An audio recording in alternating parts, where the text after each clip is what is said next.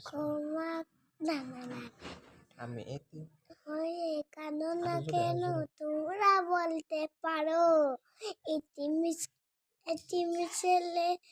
থাকো না কেন তোমরা বলতে পারো এতিম ছেলে নাই নবী এতিম আমিও ছেলে আমার এতিম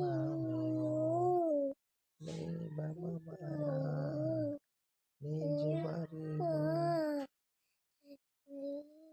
জোরে বলেন, আবার বলেন। আমি এতিম হয়ে এতিম হয়ে কাঁদো না কেন তোমরা বলতে পারো এতিম ছেলে